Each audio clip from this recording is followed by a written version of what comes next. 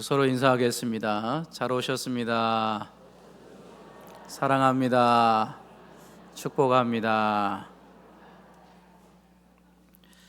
오늘 말씀은 여호와 날개 아래 보호받는 룻이라는 제목으로 하나님 말씀 전하겠습니다. 믿음은 붙잡는 것입니다. 누구를 붙잡느냐? 바로 하나님을 꼭 붙잡는 것이죠. 그렇게 믿음으로 하나님 붙잡는 하나님 자녀들에게는 하나님께서 책임져 주시고 인도하십니다. 하나님께서 책임지시고 인도하시는 그 믿음의 사람의 삶은 어떠한가? 그것을 오늘 룻기서에서 정말 아름답게 보여주고 있습니다. 룻이 시어머니 나오미에게 대하는 그런 모습을 통해서, 또 보아스는 자기 종들인 사환들에게 대하는 그런 모습을 통해서, 그리고 보아스가 룻에게 대하는 그러한 모습을 통하여서 하나님을 붙잡는 믿음의 그런 삶의 모습이 어떠한지를 이 등장인물들의 관계 속에서 그것을 너무 잘 표현해주고 있습니다. 그래서 이 관계들을 쭉 보게 되면 정말 인자하다, 사랑이 많다. 한 사람 한 사람을 대할 때에도 정말 그 극진한 그 마음에 우러난 사랑과 배려, 존중, 이런 모든 것들이 다 묻어나 있습니다. 근데 사실 룻도 그렇고 보아스도 그렇고 어떻게 이러한 한 사람에 대한 그러한 배려와 존중 또 사랑을 이렇게 전할 수 있을까?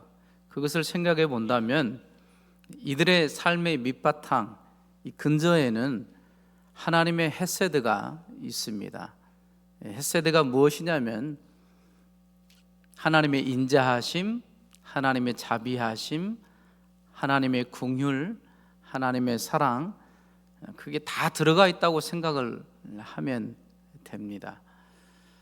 하나님의 그 헤세드의 놀라운 사랑으로 그 룻이 들어와 있기 때문에 룻이 그 헤세드의 사랑을 받고 헤세드의 사랑을 그 룻의 삶을 통해서 드러내고 있습니다. 보아스도 마찬가지입니다. 하나님의 그 헤세드의 놀라우신 은혜와 사랑 안에 거하기 때문에 보아스가 자기의 삶을 통해서 그 헤세드의 사랑을 그대로 흘러보내는 그러한 모습을 볼 수가 있습니다.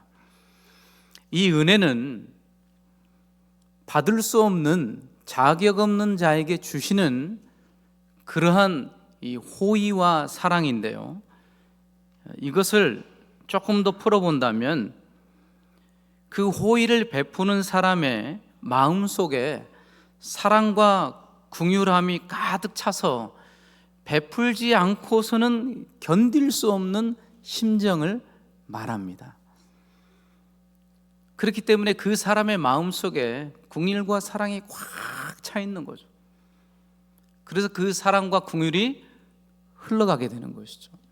그것이 바로 하나님의 헤세드, 하나님의 인자하심, 하나님의 사랑, 하나님의 은혜라고 해도 무방합니다. 바로 이 룻기서를 통해서 우리가 이것을 봤으면 좋겠어요. 물론 신약에서도 참 많은 성도다운 삶, 그것을 많이 보여줍니다. 물론 믿음의 본인 예수님을 보면 진가가 드러날 수밖에 없죠. 또한 이 구약 안에서도 이런 많은 면들을 보여주는데, 특별히 이 룻기서의 등장인물을 통하여서 그들의 삶을 통해서 그들의 삶 속에서 하나님의 그 받은 헤세드의 사랑을 흘러보내는 그러한 모습을 여러분들이 구구절들이 보시게 되면 정말 놀랍다. 하나님의 사랑이 이렇게 정말 아름답구나. 그것을 우리가 생각해 볼 수 있고, 또한 우리의 모습을 다시 한번 살펴볼 수 있습니다. 룻은 아주 천한 사람이었습니다. 그것도 이방 여인이었습니다. 그러나 보아스는 이 베들레헴의 유력한 사람이었습니다. 아주 부유했던 사람이었습니다. 이들의 환경이나 그런 삶에 처한 그런 모습은 전혀 다르지만 룻이나 보아스나 존재 자체에 있어서는 하나님의 헤세드 그 안에서 사랑이 흘러나오는 것을 볼 수 있습니다. 룻은 자기의 삶의 현장에서 하나님의 사랑을 전하고 있고요. 보아스는 나름대로 보아스의 삶을 통하여서 자기의 삶 속에 하나님의 헤세드의 사랑을 쭉 흘러보내는 그러한 모습을 볼 수가 있습니다. 이런 말씀들을 들으면서 과연 그렇다면 내 삶 속에서 내가 처한 환경에서 내가 받은 하나님의 은혜, 이 헤세드를 얼마나 흘러보내고 있는지 이것을 우리가 생각해 보면서 말씀을 들으면 훨씬 더 도전이 되고 결단이 될 줄 믿습니다. 오늘 룻기 2장 8절에서 9절 보시면 이제는 하나님의 인도함으로 이 룻이 보아스의 밭에 가게 되었고 보아스와 만나게 됩니다. 그리고 보아스와 대화를 하는 장면인데요, 우리 8절 9절을 함께 읽겠습니다. 시작. 보아스가 룻에게 이르되 내 딸아 들으라. 이삭을 주우러 다른 밭으로 가지 말며 여기서 떠나지 말고 나의 소녀들과 함께 있으라. 그들이 베는 밭을 보고 그들을 따르라. 내가 그 소년들에게 명령하여 너를 건드리지 말라 하였느니라. 목이 마르거든 그릇에 가서 소년들이 기러온 것을 마실지니라 하는지라. 아멘. 하나님의 놀라운 섭리 가운데 룻을 인도하셨고 룻은 우연치 않게 밭에 갔는데 그 밭이 보아스의 밭이었습니다. 그리고 때마침 보아스가 밭으로 와서 그래서 룻과 만나는 아주 기가 막힌 그런 장면을 볼 수 있는데요, 그 보아스가 룻을 만나고 나서 룻에게 세 가지 이 헤세드의 사랑을 베푸는데요, 첫 번째는 이삭을 주우러 다른 밭으로 가지 말고 여기서 떠나지 말고 여기 있어라, 그렇게 얘기를 합니다. 룻이 시어머니에게 제가 밭에 가서 이삭을 줍겠습니다 하면서 이런 표현을 하거든요. 어떤 누군가가 나에게 은혜를 베푼다면 제가 이삭을 줄 겁니다. 그러니까 지금 밖에 나가서 이삭을 주어도 쉽지 않은 거예요. 어느 밭으로 갈 건지, 또 그 밭의 주인이 이삭을 주우라고 할 것인지 불확실합니다. 그런 걱정이 있는 것이죠. 그럼에도 불구하고 먹고 살아야긴 하니까 밭으로 갔습니다. 그랬더니 하나님께서 기가 막히게 보아스의 밭으로 발걸음을 인도하셨고 또 보아스를 만나게 하는 이런 놀라운 은혜를 볼 수가 있습니다. 그런데 보아스가 룻에게 이렇게 얘기하는 거예요. 이제는 이삭을 주우러 다른 밭으로 가지 마라. 내 밭에서 이삭을 주어라. 룻이 들을 수 있는 최고의 축복의 말씀이에요. 어느 밭으로 가지? 과연 내가 그 밭에 가서 이삭을 주어서 시어머니와 더불어서 함께 해결할 수 있을까? 이게 얼마나 걱정의 태산입니까? 그 당시 때 이 과부로서 또 모함 여인으로서 정말 살기 힘든 그런 환경에 있는데 보아스가 은혜를 베푸는 거예요. 그래서 다른 밭으로 가지 말고 이 밭에서 이삭을 주어라. 얼마나 이 기가 막힌 말씀입니까? 그리고 또 두 번째 또 얘기하죠. 내가 소년들에게 명령해서 너를 건드리지 말라고 했다. 이런 또 보디가드가 어디 있어요? 또 이런 친절과 배려, 자기 밑에 있는 소년들에게까지 입단속딱 저 룻은 건드리지 마라, 아주 보호해주는 그러한 모습을 볼 수 있습니다. 또 심지어는 세 번째는 목이 마르거든 그릇에 가서 소년들이 길어온 것을 마셔라. 물까지 제공을 해주는 거예요. 전혀 생각하지 못했던 것이죠. 전혀 생각하지 못하고 그냥 밭에 이삭을 주우러 온 상황이었는데 하나님께서는 보아스를 만나게 하시고 보아스를 통해서 또 여러 가지 또 약속을 해주고 심지어는 그 약속대로 그대로 보아스의 밭에서 이삭도 줍고 물도 마시고 이런 축복으로 하나님께서 인도하신 것을 볼 수가 있습니다. 이런 모습을 통해서 보아스의 인격과 그리고 또 하나님의 그 헷세대의 사랑이 얼마나 그 보아스의 마음에서 흘러 넘치는가를 우리가 알 수가 있죠. 믿음은 우리의 인격입니다. 믿음은 멀리 있는 것이 아니라 우리의 이 전인격적으로 하나님을 붙잡는 것이기 때문에 믿음은 우리의 인격을 대변하는 것이죠.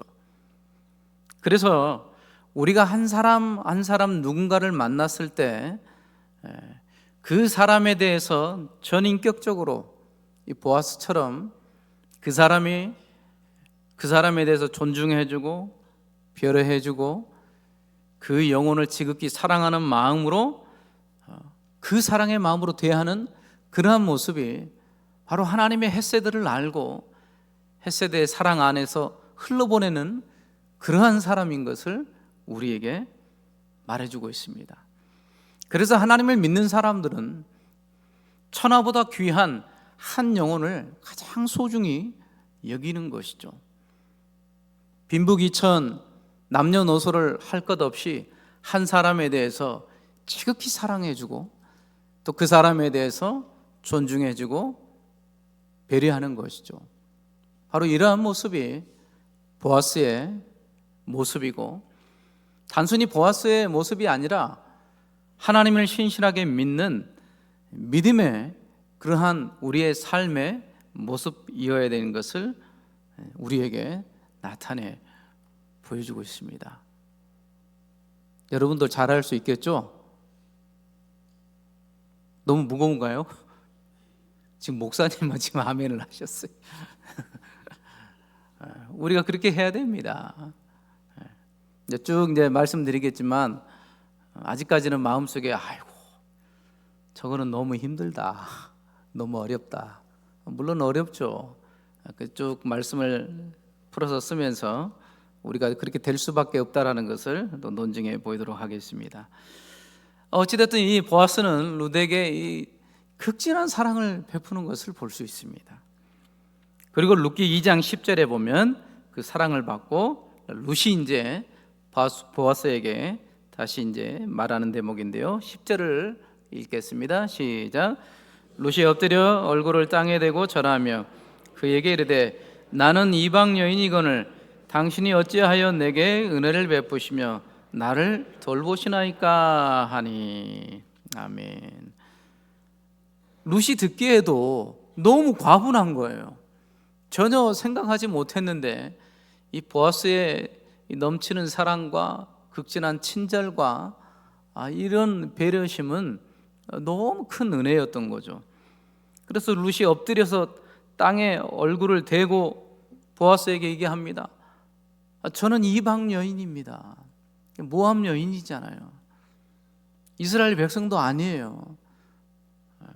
외인입니다. 이스라엘하고는 상관이 없는 그 여인이에요. 그런데 그런 하찮은 이방 여인인데도 불구하고 당신이 어째서 내게 이런 은혜를 베푸시고 나를 돌보십니까? 이해할 수가 없는 거죠.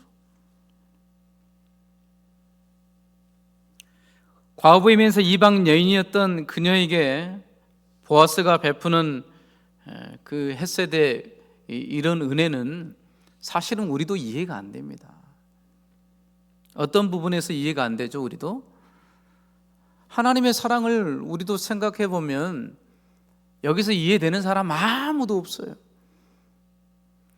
우리가 하나님 앞에 먼저 무엇인가를 드렸다면, 하나님의 기쁨이 먼저 되었다면, 그래서 그 기쁨 때문에, 어떤 노력 때문에, 어떤 하나님을 향한 섬김 때문에 하나님께서 헷세대의 사랑을 우리에게 베풀어 주셨으면, 그러면 우리는 나의 이것 때문에 하나님께서 은혜를 베푸셨구나 라고 충분히 이해할 수 있습니다. 그런데 저와 더불어서 모든 앉아있는 우리 성도님들은 짐작하시겠지만 전혀 그렇지 않습니다. 하나님의 은혜는 우리가 잘했을 때 주어지지 않았습니다. 우리가 하나님 앞에 칭찬받을 만했을 때 하나님의 은혜가 주어지지 않았습니다.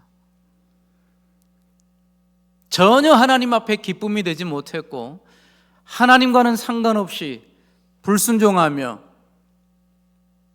하나님을 거스르는 그런 삶을 살았는데도 하나님은 놀랍게 우리를 찾아오셨습니다.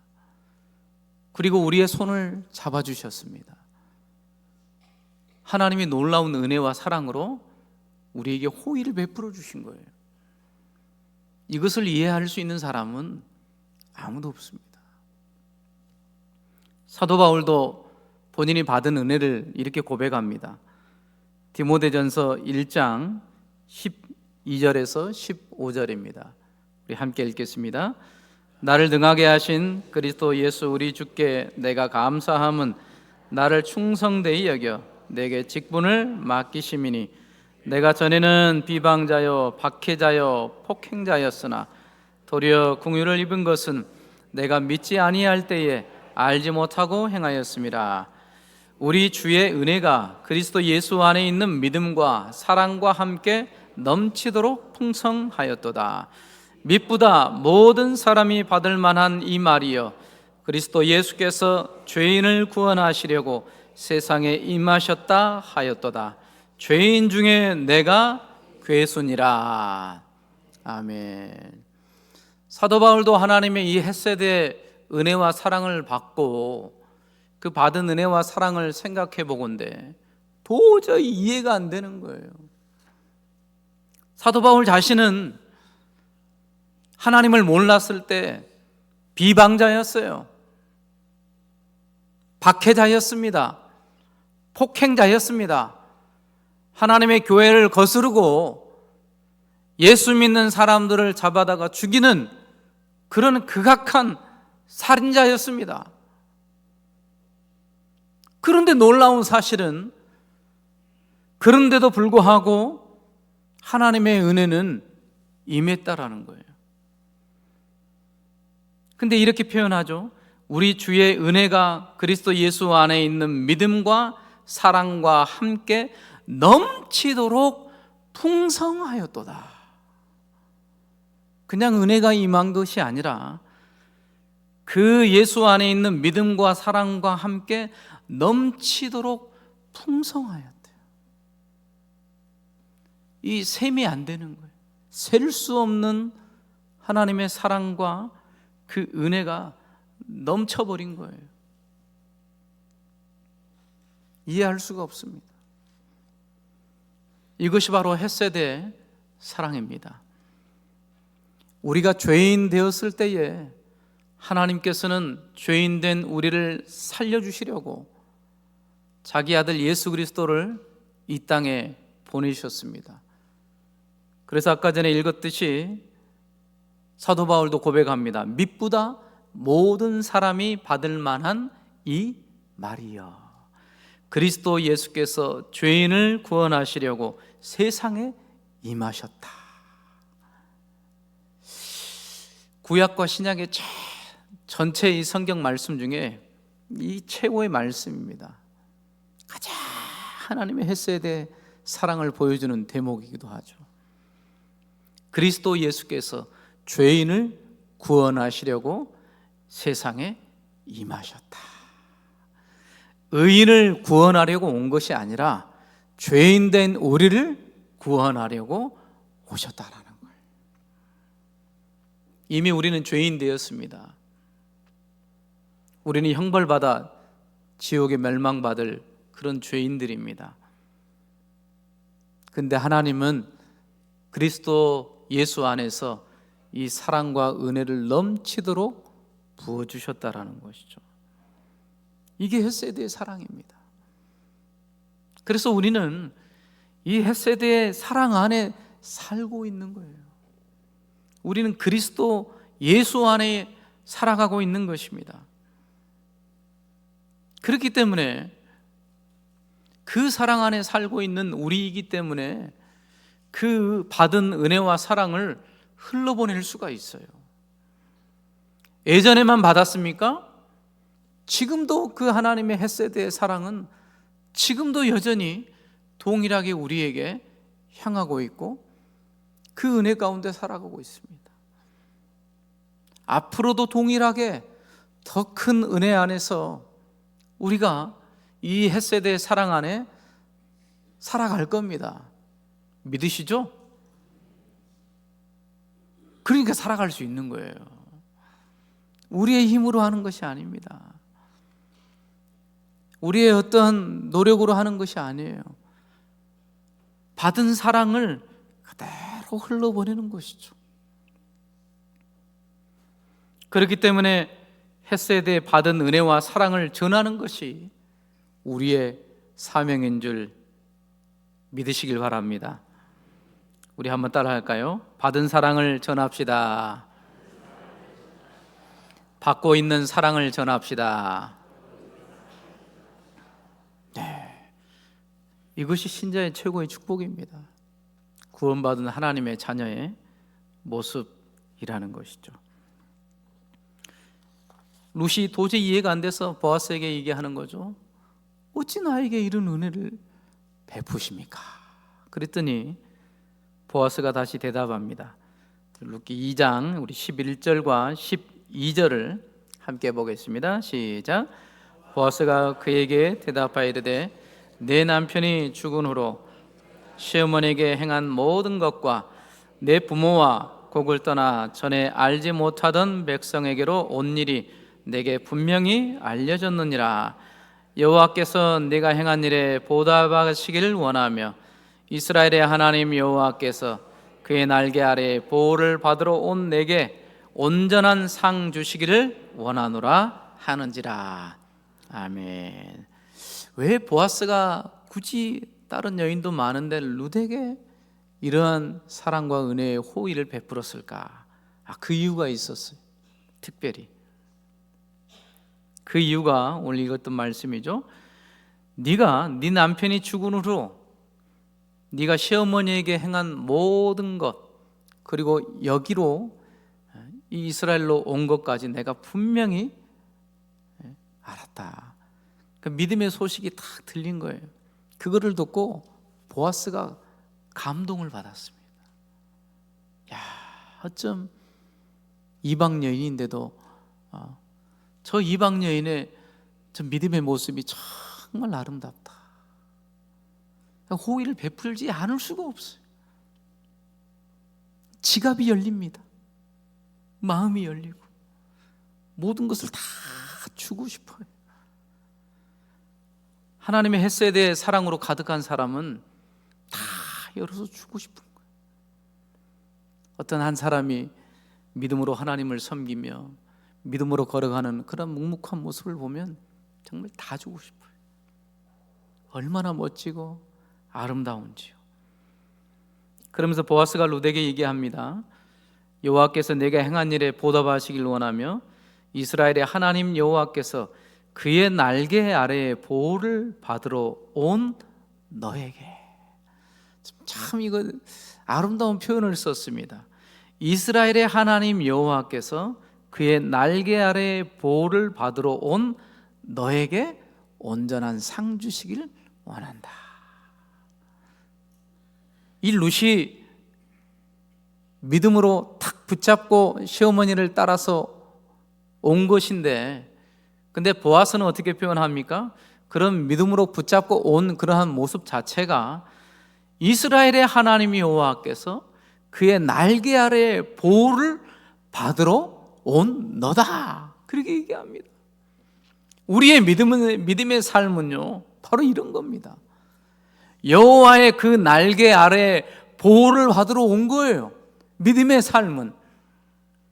이 세상의 삶은 어떻습니까? 우리를 보호해 줄 데가 없어요. 진정한 피난처가 없습니다. 여러분들이 살아가면서 삶의 모진 고통과 고난과 모든 것을 여러분들이 다 감당해내야 돼요. 그러니 살 수가 있습니까? 살 수 없죠. 할 수 없이 사는 것이죠. 그런데 하나님을 믿는 이 믿음의 삶은 보호를 받을 수 있는 피난처가 생기게 되는 거예요. 그것을 이렇게 표현합니다. 여호와께서 그의 날개 아래에 보호를 받으러 온 너에게. 우리는 그 어마어마한 하나님의 그 날개 아래에 보호를 받으러 온 거예요. 우리 하나님만이 피난처이신 줄 믿습니다. 구약 성경에 피난처라는 표현이 28번 나오는데요. 피난처는 특별히 하나님께서 하나님 자녀를 보호하시겠다는 그런 표현들을 여러 가지로 표현한 그러한 모습인데요. 시편 36편 7절 8절을 우리 한번 같이 읽겠습니다. 시작. 하나님이여 주의 인자하심이 어찌 그리 보배로우신지요. 사람들이 주의 날개 그늘 아래에 피하나이다. 그들이 주의 집에 있는 살찐 것으로 풍족할 것이라. 주께서 주의 복락의 강물을 마시게 하시리이다. 아멘. 주의 인자하심이 어찌 그리 소중하고 보배로우신지요. 그러니까 주님의 날개 아래에 있는 사람들은 이것을 아는 거예요. 주의 인자하심 할 때 인자하심이 헤세드입니다. 하나님의 그 헤세드의 은혜 아래 탁 들어오게 되면 얼마나 보배롭고 존귀하고 이 세상에 줄 수 없는 참된 평강과 안식과 참된 쉼을 주는 거예요. 그래서 주님의 날개 그늘 아래 피하러 오는 모든 그 사람들에게 하나님께서 피난처가 되셔서 보호하시고 은혜를 베푸시는데 그들이 주의 집에 살찐 것으로 풍족할 것이라. 풍족한 거예요. 차고 넘치는 거예요. 그리고 주께서 주의 복락의 강물을 마시게 하시리이다. 이 복락의 강물은 기쁨의 강물입니다. 이 세상 사는 동안 참된 기쁨이 없는데 주의 날개 아래 피하러 다 오는 하나님의 자녀들에게는 신령한 은혜의 기쁨이 차고 넘친다는 거예요. 복락의 강물을 마시게 한다는 거예요. 그 배에서 생수의 강이 흘러넘치리라. 아멘. 성령이 주시는 그 이 은혜와 기쁨의 강물이 흘러 넘친다는 거예요. 보아스가 지금 룻에게 그렇게 축복하고 있습니다. 이 얼마나 멋지고 얼마나 따뜻한 축복의 말씀입니까? 그랬더니 룻기 2장 13절에 룻이 다시 대답하고 있습니다. 13절을 읽겠습니다. 룻이 이르되 내 주여 내가 당신께 은혜 입기를 원하나이다. 난 당신의 하녀 중에 하나와 같이 못하오나 당신이 이 하녀를 위로하시고 마음을 기쁘게 하는 말씀을 하셨나이다 하니라. 아멘. 누구에게도 이런 위로의 말씀을 못 들어요. 누가 해주겠습니까? 그 모압 여인에게. 근데 하나님께서는 보아스를 통하여서 위로의 말씀, 마음이 힘이 되는 말씀을 다 하시는 거예요. 주의 전을 찾아서 이렇게 하나님을 예배하는 하나님의 자녀들에게 하나님 말씀하셔요. 찬양 가운데 찬양의 가사가 우리의 마음을 울립니다. 기도 가운데 간절한 눈물과 또 우리의 눈물을 닦아주시는 하나님의 섬세한 그 사랑, 하나님의 말씀을 통해서 우리에게 힘이 되시고 은혜가 되시고 회복시키시는 이런 귀한 이 은혜의 말씀이 하나님께서 하나님의 자녀들에게 주시는 거예요. 그렇기 때문에 우리는 주님의 전에 올 때 주의 그늘 아래에 오기 때문에 이것을 고대하고 기대하는 거예요. 오늘은 하나님께서 어떤 은혜로 나를 만나시고 나에게 은혜를 베푸실까? 하나님을 간절히 찾는 자가 하나님께서 만나신다고 말씀합니다. 지금도 하나님께서는 이 귀한 은혜를 우리 가운데 베푸신 줄 믿습니다. 그리고 나서 보아스가 또 룻에게 얘기합니다. 우리 14절과 16절 함께 보겠습니다. 시작. 식사할 때 보아스가 룻에게 이르되 이리로 와서 떡을 먹으며 내 떡 조각을 초에 찍으라 하므로 룻이 곡식 빼는 자 곁에 앉으니 그가 볶은 곡식을 주매 룻이 배불리 먹고 남았더라. 룻이 이삭을 주우러 일어날 때에 보아스가 자기 소년들에게 명령하여 이르되 그에게 곡식단 사이에서 줍게 하고 책망하지 말며 또 그를 위하여 곡식 다발에서 조금씩 뽑아버려서 그에게 줍게 하고 꾸짖지 말라 하니라. 아멘. 보아스가 또 룻에게 또 얘기합니다. 이제는 식사할 때가 됐어요. 근데 룻에게 이리 와서 같이 떡을 먹으라는 거예요. 얼마나 이게 참 룻의 입장에서는 얼마나 감격이 넘치겠습니까? 그러면서 볶은 곡식을 룻에게 주니까 룻이 배불리 먹고 또 남았다고 표현하고 있습니다. 차고 넘치게 하나님께서 보아스를 통해서 막 부어주시는 거예요. 믿음으로 하나님 붙잡고 왔더니 하나님께서는 하나님의 그늘 아래에 룻에게 참된 쉼을 주시고 보아스를 통해서 하나님께서 위로하시고 먹이시고 입히시는 그러한 모습들을 볼 수가 있습니다. 또 심지어는 소년들에게 곡식단 사이에서 줍게 해서 책망하지 말게끔 단단히 또 얘기를 했고요. 또 심지어는 조금씩 뽑아버려서 그에게 줍게 하고 꾸짖지 말라, 다 주고 있습니다. 하나님의 은혜와 사랑을, 이 헷세대의 사랑을 보아스가 실천하고 있는 그러한 모습을 볼 수가 있습니다.